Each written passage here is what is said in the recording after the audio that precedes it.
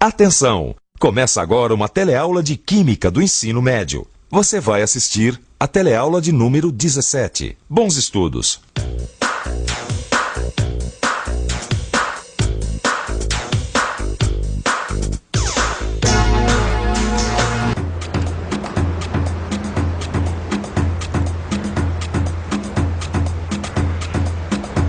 Um incêndio é um acontecimento que sempre pega as pessoas de surpresa. Por isso a prevenção é tão importante. Mas e quando ele acontece, o que fazer? Que atitude tomar? Qualquer extintor serve para qualquer situação? Depois de assistir a teleaula de hoje, você vai poder responder a essas e a outras perguntas. Você vai ver como se comportar no caso de incêndio. Vai aprender também quais são as classes de incêndios e quais os tipos diferentes de extintores. Todos a postos? Nossa teleaula está começando.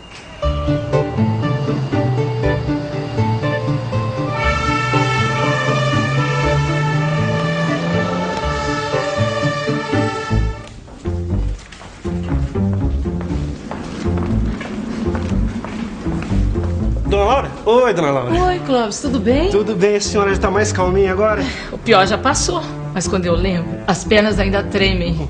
A casa da Dona Laura pegou fogo. Foi um grande susto aqui na vizinhança, foi um grande prejuízo também, não foi? Se foi, perdemos quase tudo. Mas graças a Deus ninguém saiu ferido. Então, isso que importa. Tendo saúde, o resto a gente arranja.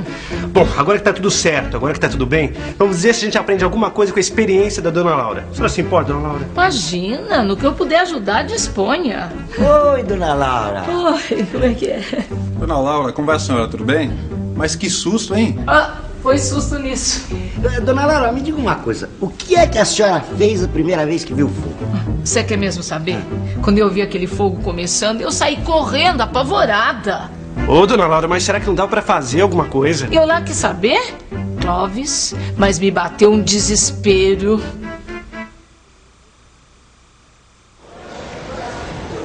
A primeira coisa que a gente deve evitar no incêndio é o desespero. Ah, capitão, falar é fácil, né? Eu acho que se acontecesse comigo, eu sairia correndo. Mas quando a gente se apavora, pode piorar muito a situação. Principalmente se o incêndio ainda está no começo. E sempre a gente pode usar um extintor. E mesmo que não dê, o mais importante é não perder a capacidade de raciocinar. Mas o que a gente pode fazer numa situação como essa? Oi, o que você faria se você visse o início de um incêndio? Não procurar me apavorar, né? Não sei. Acho que eu correria, não sei. Eu acho que eu ficava desesperada, assim, ia tentar pular. A primeira coisa, eu me abaixaria bem, pegaria conforme o lugar, se tivesse toalha, qualquer coisa, molharia. Chamar o corpo de bombeiros. Se o senhor estivesse num local que estivesse pegando fogo, o que o senhor faria? Ligar pro bombeiro. 193 pedindo socorro. Mas, Dona Laura, a senhora não teve nem a ideia de chamar o corpo de bombeiro? Pensar, eu pensei, sabe? Mas quem disse que eu sabia o número? Fui até o telefone e não tinha nada na agenda. Pensando bem, eu acho que eu não tenho o número do corpo de bombeiro lá em casa, não. Pois eu já escrevi bem grande na primeira página da agenda, que é pra não ficar procurando se precisa. Não gosto nem de pensar, mas a gente nunca sabe. Mas eu já sei o número de cor, é 193. 193. Agora eu também decorei. Mas na hora eu corria feito barata tonta de um lado pro outro, gritando. Gente, começou a ficar quente, a sair fumaça. É uma fumaça que entra pelo nariz e sufoca. Eu tirei o agasalho que eu tinha e me mandei. Nossa, deve ser maior calor, né? Mas se a gente estiver agasalhado, será que a melhor coisa que a gente tem a fazer é tirar o agasalho? Não, de jeito nenhum. Apesar do fogo produzir muito calor, não é aconselhável tirar o agasalho nessas horas. Ué, por que não? Porque, na verdade, o agasalho é uma proteção contra o calor. Outra coisa que se pode fazer nessas horas é improvisar um filtro de gases para nariz e boca, assim, Isso por causa da fumaça? Por causa da fumaça, sim. Mas qual a função exata desses filtros? Eu acho que eu sei. É pra fumaça não entrar no pulmão da gente, não é isso? Claro, porque a fumaça no pulmão faz com que a pessoa perca a capacidade de respirar. Nossa, essa eu não sabia, viu? Essas pequenas coisas são úteis para que a pessoa possa ter ações conscientes, entende? Agir com consciência e sem desespero pode significar a diferença entre a vida e a morte no caso de um incêndio. É claro que essa ação tem que ser tomada de uma maneira bastante ágil. Vamos ver agora uma outra situação. Vamos supor que uma pessoa está num lugar que começou a pegar fogo, aí ela resolve desligar o sistema elétrico. O senhor acha que ele agiu certo ou errado? Eu acho que agiu certo. Certo?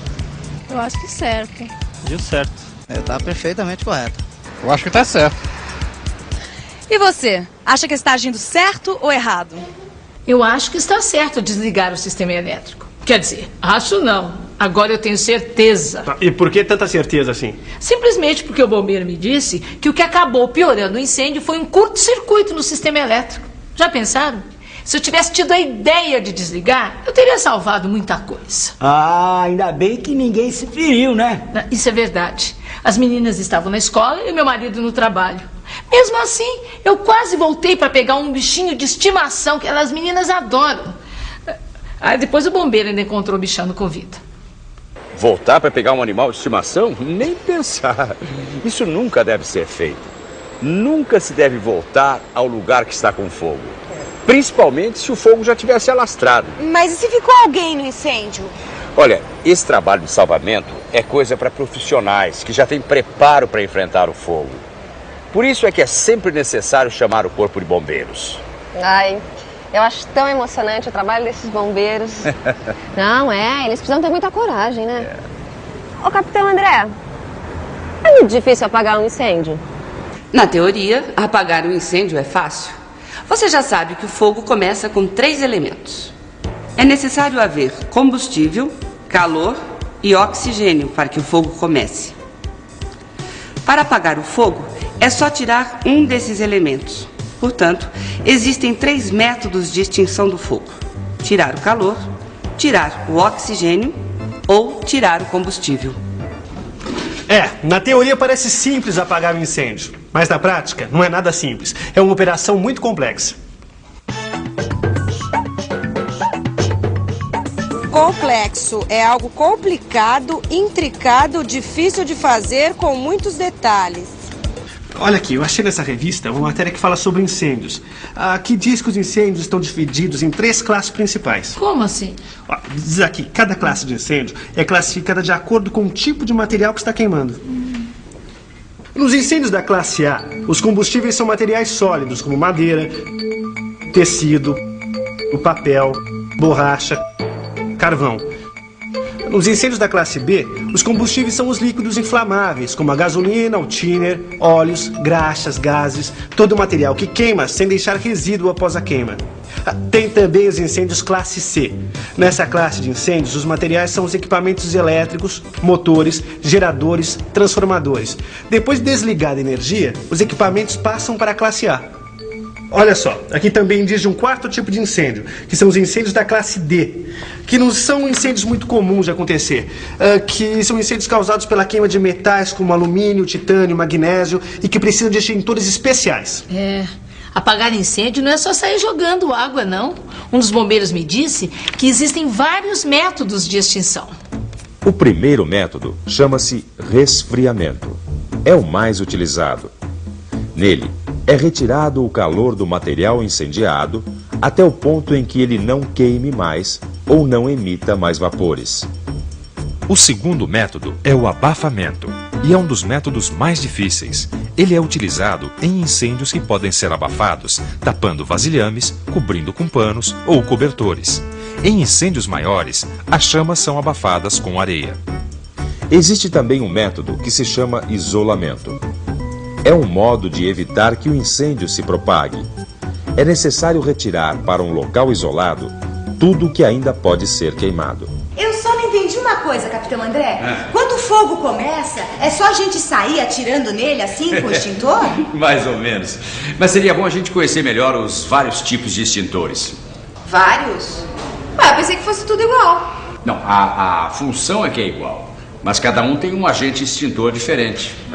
Bom, agente extintor, como o próprio nome diz, é uma substância sólida, líquida ou gasosa que a gente utiliza para apagar um incêndio. E que tipos de extintores são esses aqui? Aqui nós temos de todos os tipos. Esse aqui é um extintor de água. é um cilindro que contém água sob pressão. Por essa razão, ele também é chamado de extintor de água pressurizada. E esse outro cilindro aqui é um extintor de gás carbônico. Quando se aperta o gatilho, ele solta um jato forte de gás carbônico. Este é o extintor de pó químico. Ele solta um jato de pó branco. Esse pó, quando em contato com o fogo, se decompõe e produz gás carbônico. Há também o extintor ABC. Ele é conhecido como extintor de incêndio automotivo, porque é próprio para ser usado em veículos. Ele também é feito de pó químico, mas sua composição é mais complexa. Mas o senhor não vai contar pra gente qual que serve para o quê? Claro que vou. Mas só na próxima teleaula, porque agora é hora da revisão. E atenção, se liga aí que é hora da revisão. Na teleaula de hoje, você viu como se deve agir diante de princípios de incêndio. Deve-se sempre agir de forma consciente. Nunca se deve desesperar. E que uma das primeiras providências a serem tomadas é chamar o Corpo de Bombeiros pelo número 193. Também aprendeu que existem várias classes de incêndio, de acordo com as características dos materiais que queimam. Essas classes são chamadas de A, B, C e D. Viu que existem 3 métodos de extinção de incêndio: por resfriamento, por abafamento e por isolamento.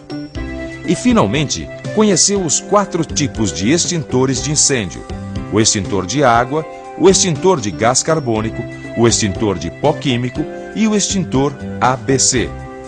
Quem já passou por um incêndio sabe o que é. A partir daí, passa a levar a sério a palavra prevenção. Mas não é preciso passar por uma experiência dessas para ter mais consciência a respeito dos perigos do fogo, não é mesmo, dona Laura? Agora, para ir fundo nesse assunto, é só dar uma boa olhada no seu livro enquanto o assunto está quente.